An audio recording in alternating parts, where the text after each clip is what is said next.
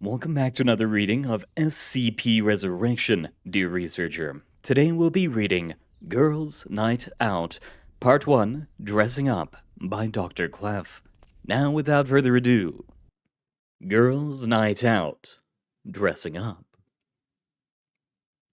Breakfast arrived at 0700 every day. Iris tried to make sure that she was showered, her bed was made, and her quarters were clean and neat by then. Not that she particularly cared what the white-coated man with the food trays thought of her, but it was the principle of the thing. She sat at her desk reading a dog-eared novel, waiting for a knock on her door. When it came, she was surprised to also hear a female voice saying, "Hello, Miss Thompson?" She opened the door curiously. There was an attractive woman of indeterminate race standing there, smiling pleasantly. She was dressed in a neat skirt suit in light gray over a pale blue dress shirt. The name badge clipped to her lapel read Adams. It had a lambda symbol on it, crossed with the number 2. Mobile task forces, then? I'm not familiar with Lambda 2. Must be a new one. Iris Thompson, the woman said. Andrea Adams. I'm the head of your security detail. I was just wondering if you'd like to join me for breakfast. Iris glanced up and down the hallway. 2 guards at the end of the hall had their weapons slung over their shoulder. They seemed unconcerned about the containment breach. One of them even gave her a smile and a thumbs up. Iris said cautiously. This must be breaking a ton of rules. Your SCP file was updated this morning, the woman said. You're being allowed Class 4 privileges. Consider it thanks for saving all those lives. Funny that they didn't give me these privileges 3 weeks ago, right after that incident. I think you mean my reward for joining Alpha 9? Iris said. You really want to stay in that cell? Just accept the damn reward. All right, Iris said reluctantly. Shall we go? Not yet. Blue scrubs are so last year. Here. Adams thrust a plastic grocery bag towards the other woman. I'll wait for you to change. These jeans feel weird, Iris said. My legs feel all constricted. Did I get your size wrong?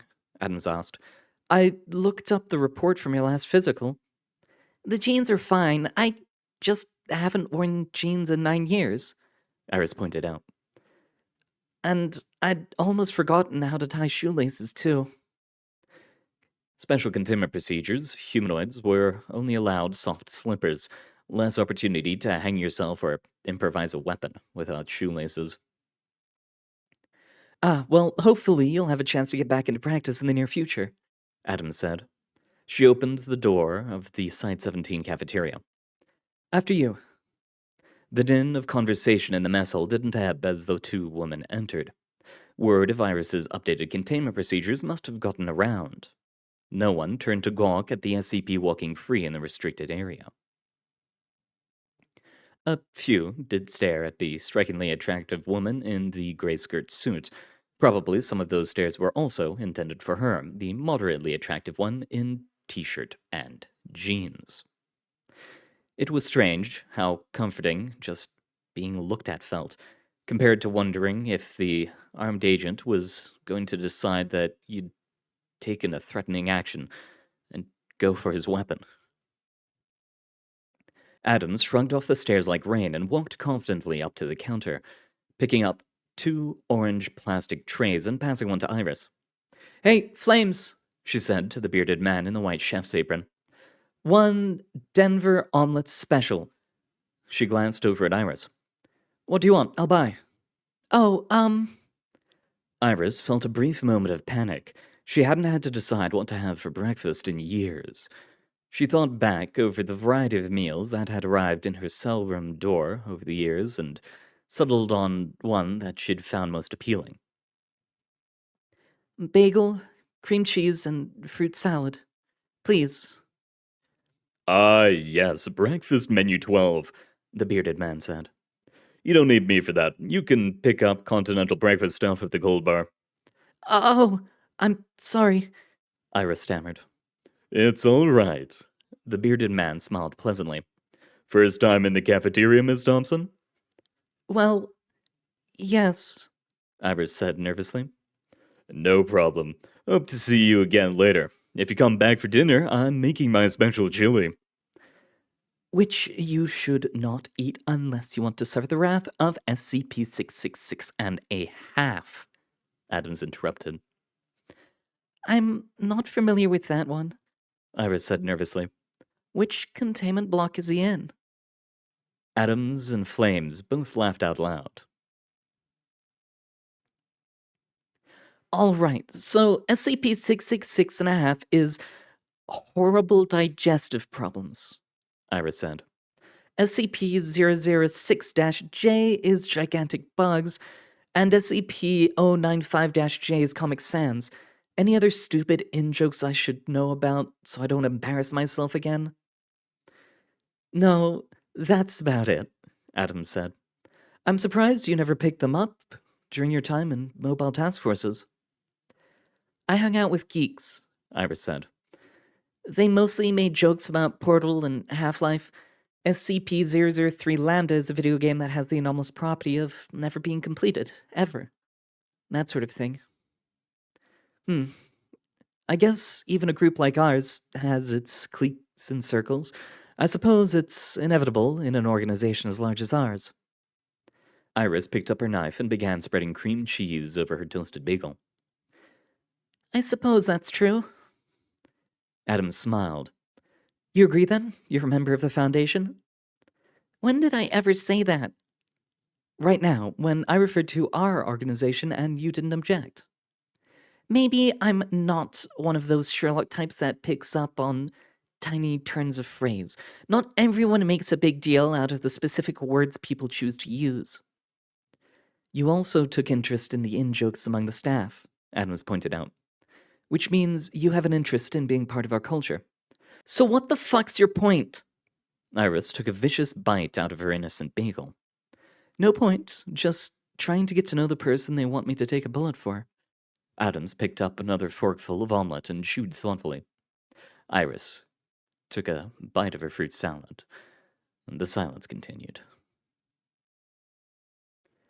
You're supposed to ask me something like, well, or, and what do you think? Adams prompted gently. What, does this conversation have a script now? Iris retorted. Your containment file didn't say anything about sarcasm. All right then, here it is without sarcasm, Iris said, spearing a piece of cantaloupe with her fork. As long as you do your job, I don't care what you think of me. You're my minder, not my friend. Adams waved a fork in Iris's general direction. If I'm not your friend, then who is? All my friends are dead. Killed by him. Iris looked down into her fruit salad. The dark red grapes looked back up at her. Is he really that frightening? Adams asked. There was no accusation in her voice, just genuine curiosity and concern. Iris closed her eyes. He's like... Have you ever looked into the eyes of a shark? I've never seen a shark, not in real life, Adams said. Neither have I, but I've looked into Abel's eyes, and I think that if a shark were human, that's the kind of eyes they would have, Iris said. The kind of eyes who would kill 1 billion people just to see what their corpses would look like, strewn from here to the horizon. I can understand why that would be. You don't understand, Iris interrupted. I wasn't afraid that Abel would kill me. I was afraid I'd be the one that he'd keep alive to see it happen. She pushed her fruit salad away. She wasn't hungry anymore. Adams, meanwhile, had cleaned her plate. She folded her napkin up and tossed it onto her tray. then leaned back in her flimsy plastic chair and tapped her fingertip against her lips. "How do you feel about taking a trip off-site?" she asked. Iris laughed, then she stopped laughing. Wait, you're serious? Class 4 privileges include limited, off-site excursions, so long as you're accompanied by Foundation security personnel. I happen to count as Foundation security personnel, Adams said. You should feel flattered. There aren't many skips with Class 4 privileges. I don't know. Come on, Adams said. It'll be fun. We can go shopping for clothes and giggle a lot and try on jewelry and drink Cosmos and gossip about boys and pretend I'm actually your friend and not just your bodyguard. All right, Iris said, except for the gossip about boys part. So, Adams asked, any thoughts on what you want to do? She changed her clothes in the intervening time, black jeans, a sleeveless top that looked like a Tiffany lampshade, and a pair of black velvet shoes with dangerously high heels. Iris felt envious of the older woman's ability to walk in those things, or the bold confidence with which she climbed into the driver's seat of the blue sports car in the parking lot. None at all, Iris said. I was just going to follow your lead. Well, first of all, we need to get you some clothes. I know the Foundation provides uniforms, but a girl can't wear digicam and tech gear all the time. After that, I'm thinking we grab some dinner at this awesome wine bar uptown. You like wine? I don't actually know, Iris admitted. I've never had any alcohol before. Adams gave Iris a significant look over the top of her sunglasses. I was 13 when the Foundation recruited me, 15 when Omega 7 was shut down, and I spent the 9 years after that in a cell, Iris pointed out. Alcohol has never really been in the picture. So, you never had a 21st birthday? Adams asked. No? A slow, devious smile spread across Adam's lips. I know exactly what we're gonna do tonight, she said. I'm not buying it, Iris said. Come on, it'll bring out your eyes. No, Iris said angrily. Adam sighed and put the baby blue halter top back on the rack. They were 3 stores into their shopping trip, and their pile of bags was, quite frankly, ridiculous. Iris wasn't sure how the hell they were going to fit them all into the trunk of Adams's car, which brought up another issue. Where the hell am I going to put this? I don't exactly have a closet big enough to store all this. You'll get one, Adam said. You're due for a living quarters upgrade. Class 4 privileges? Yep, yet another carrot for being a good girl. Adams rummaged through a rack of cardigans. You know, maybe I've been getting it all wrong. Everything we've bought so far has been girl next door, but I bet you could totally rock the hipster look. Horn-rimmed glasses, knit beanie, tartans. I don't need glasses, Iris said. Neither do I. Doesn't mean I don't look damn good in them. Iris pulled a white cardigan out of the rack and held it up to Iris. She frowned and shook her head, replacing it on the rack. I'm not seeing anything I really like here. Should we move on? Sure, where next? Well, we could hit up another department store, but I think you've got enough casual wear. Adams grinned. I think it's time to buy you a suit. I feel ridiculous, Iris said. You look like a badass, Adams said. How come these pockets are all sewn shut? Iris poked her finger into her jacket pocket, annoyed. Because women's fashion sucks that way, Adams pointed out. Give me a minute with a razor blade and I can fix that for you. Not that you'll want to put anything more than a handkerchief in there unless you want to ruin the lines. Damn, that reminds me. Purses. We need to get you some purses. And shoes. We need to do this again soon. Iris whimpered. 8 hours at the mall trying on dozens of outfits, enduring Adams's never-ending critiques and opinions on fashion, and the younger woman was exhausted. They had stopped only to have a quick lunch in the food court before rushing off to continue shopping. Iris wanted nothing more than to collapse into her cot and take a nap. Adams, on the other hand, seemed like she could keep this up for days if she wanted. The woman was a machine. She was tuning out Adams's rambling monologue regarding future fashion expeditions when a familiar-looking sign caught her eye. She cleared her throat. "Hey, Adams?" "Call me Andrea," the older woman said. "What's up?" All her hands being full, Iris gestured to the store with her chin. Adams smiled. "Ah, sure. Let's check it out."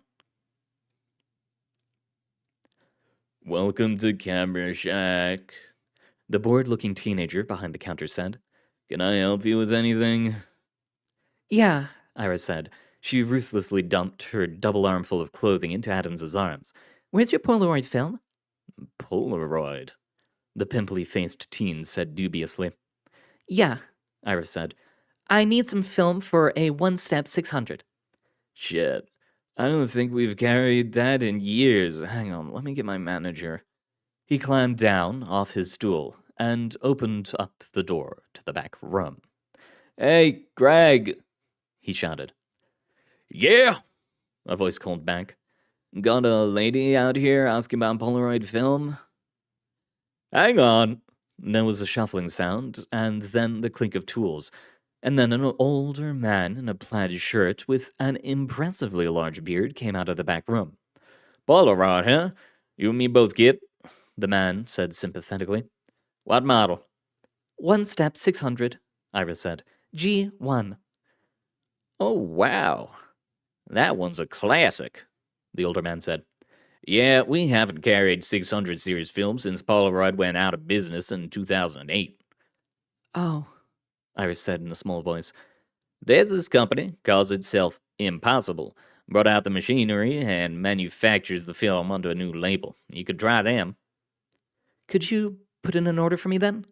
"I could, but to be honest, it would be easier for you just to order it online. It would arrive in about the same time, and you could probably get it for cheaper," the older man said. "Oh, thank you." "Hey, no problem." The older man gave her a friendly smile. "I'm just glad to see someone out there still appreciates the classics, you know?" "Thanks," Iris said. Adams waited until they were in the car before asking the question that was on both their minds. "Is this going to be a problem?" "I don't know," Iris admitted. "I tried off-brand film once, and it didn't work as well as the real stuff, but it could have been a quality of manufacture issue." She gazed quietly out the window, her contemplation only slightly ruined by the gigantic pile of clothes and boxes stuffed into the back seat of the tiny blue sports car. "You know, I never did get a clear story about your abilities," Adams said. "Does the type of camera matter?" "I'm not sure," Iris said. "With my old camera, I get full manipulation of the scene. Real-time window, other cameras. It depends on a lot of things. Film quality, sharpness of picture, development time. Other Polaroids work the best. One theory was the sooner the negatives get printed, the better the fidelity." So, one reason why the Polaroid works so well might not be the camera itself, but the speed at which it develops the photos? Adams said thoughtfully. "That's one theory. We never really tested it, though," Iris said. Adams immediately pulled a U-turn across 3 lanes of traffic, pointing a round of loud honking from irate drivers. "What the fuck?" Iris shouted. "We're going back to the mall," Adams said, her jaw set with determination.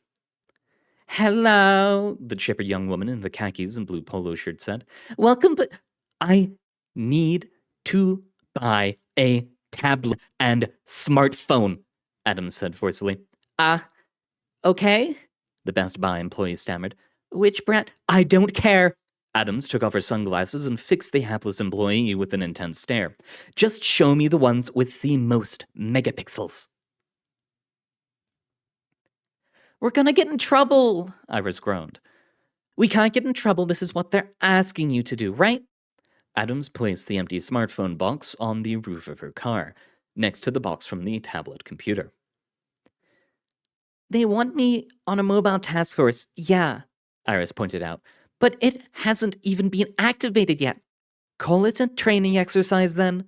Adam stepped away from the car and glanced up and down the beach. At this time of year, the beach was nearly empty of tourists. All right, she said. Give it a shot. How? I don't know where the shutter button is. There's all sorts of little pictures and stuff. Oh, for crying out loud, I keep forgetting you've never seen a smartphone before. Press that, then press this. To take a picture, touch this thing here. Get it? All right, Iris muttered. Here goes. She held up the tablet computer in front of her eyes and tapped the part of the screen Adams had indicated. There was a flash of blue light, painfully bright in the dimming orange sunset. A moment later, an image of the two empty cardboard boxes sitting on the roof of Adams's car appeared on the screen. Okay, Iris said dubiously. What now? Well, give it a try. Do your thing, Adam said. Iris swallowed hard. She timidly placed her hand upon the smooth, cold glass. She flinched. Feels weird. Does it hurt? Not exactly. More like trying to push my hand through tightly packed wet sand. Iris took a deep breath and pushed a bit harder. Her fingertips sank into the glass like still water.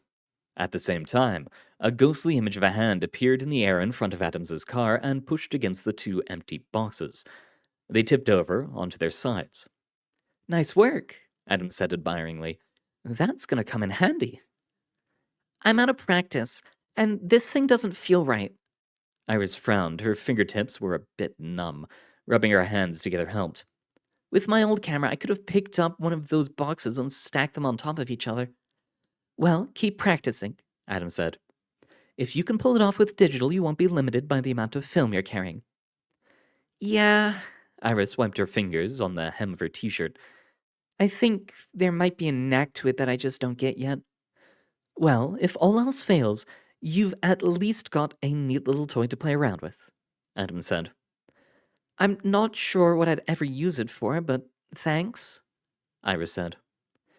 You say that now, but wait until I show you YouTube. YouTube? That stupid little site with the home videos? Oh man, you have no idea. Adams grinned. They threw the boxes into the trash and got back into the car. Most people, when they find out about my powers, start talking about ways I could use them to kill people, Iris said. Your psych profile says that's a bad subject to bring up with you, so I didn't. Adams checked her rearview mirrors and pulled out of the parking space. Oh. Iris looked out the car window as they headed down the coast highway. Yeah, they tried to make me do it, but I refused. Locked myself in my quarters. They threatened to drag me out of my room, but the Omega-7 guys wouldn't let them. Your mobile task force got into a fight with site security? Oh, yeah, Iris said, a fond, happy smile crossed her face, the first peaceful expression Adams had seen all day. They set up a barricade in the hallway outside my room. Oversight threatened to demote them all to D-class. Adrian told them to suck his ass. Adrian? Adams's brow furrowed. Adrian Andrews, yeah, Iris said. We called him AA. He was like a big brother to me. He and Beats. Beats? Beatrix Maddox, his fiancée.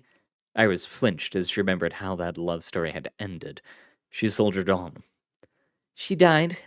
He died too. I can't remember how. A lot of us don't remember the details about things that happened back then. Some kind of CK class restructuring. But when I think about it, I feel sick and sad. So I'm sure it was horrible. Something caught Iris's eye. Adams was gripping the wheel tightly. Her knuckles were actually turning white. The expression on the older woman's face was blank and still, empty even. Are you okay? Iris asked. Adams replied. Yeah, I'm fine. Her voice was completely calm and collected as she released the steering wheel from its death grip. Well, we're here, she said cheerfully. We'd better get inside, and then you can get changed. Why the hell would I want to get changed? Iris asked. What, you seriously want to go clubbing in jeans and a t-shirt? Clubbing? Iris was perplexed.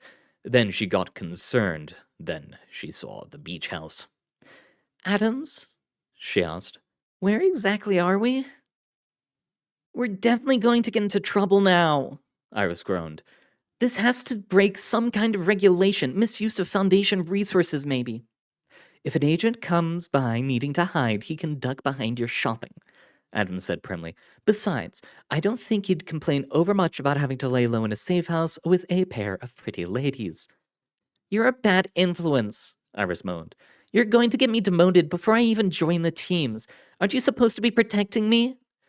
From bullets, not bad decisions. Shower upstairs. We have 1 hour until our dinner reservation. She pulled her smartphone from her pocket and began to dial. Iris shook her head and marched upstairs, grumbling annoyedly. Adams walked to the window. The phone didn't even finish ringing once before it was answered. Clef, the voice on the other end said. Go. Adams here. Mission report follows. Everything is fine. We're having a good time. Rest and relaxation is proceeding more or less as planned. Expect SCP-105 back in containment by tomorrow noon at latest. Cool, Clef said. How's it going? Like I said, it's fine, Adams said curtly. She's fine. We're all fine. That's all. There was a long pause on the other end of the line. Tomorrow noon, huh? You guys having a slumber party? Fuck off, sir. Adams hung up. She took a moment to vent her frustrations toward her boss with an angry groan, then dialed the next name on her list. This is a bad idea. There's no way this can end except tears. So was picking up that agent's gun and shooting back. As long as you're doing stupid things, may as well go all the way. Yeah, but this is a different kind of stupid. Exactly. For one thing, this probably won't get you killed or kidnapped. Depends on where Adams wants to go clubbing. She's a security detail. I don't think she's going to take you anywhere. You're likely to get shivved. Unless this is actually a complicated decommissioning. Are we going to wear them or not? Fine. Iris pulled on the boots and carefully got to her feet. The girl that looked back at her through the mirror looked like a girl who'd spent 9 years locked up in a cell and still wasn't used to wearing civilian clothes. The high-heeled boots made her knees all wobbly. The skirt felt breezy and exposed. The scarf was uncomfortably reminiscent of a noose. This wasn't fair. I'm supposed to be all confident and sexy at the end of the dress-up montage. Pretty woman lied to me. She pulled the boots off and tossed them away, and searched through her bags until she found the red canvas sneakers she'd insisted on buying, along with the more hazardous footwear Adams had picked out for her.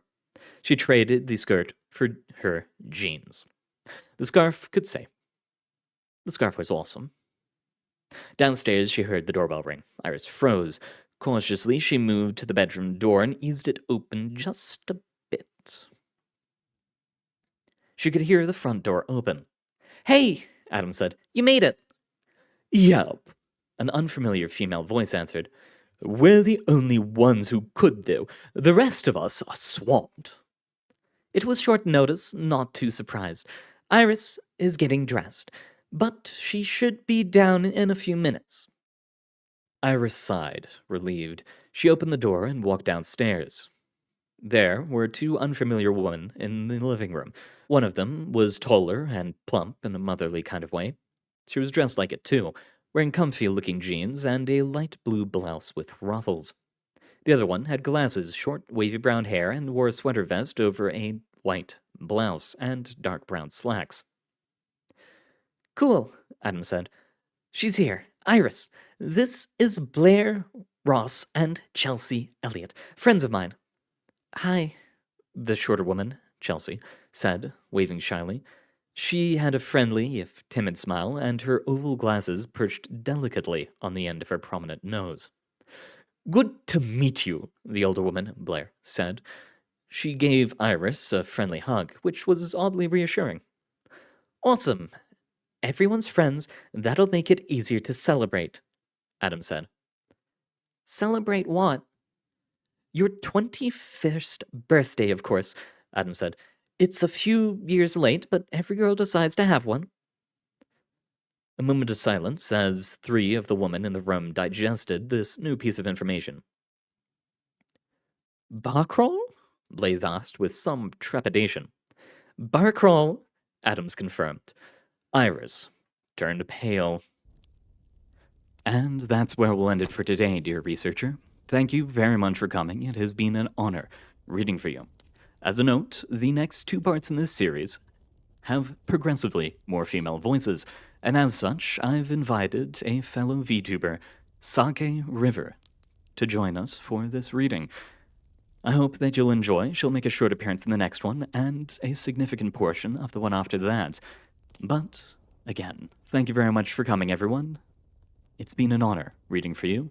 Make sure to check out Sake River on YouTube, and I hope to see you all next time.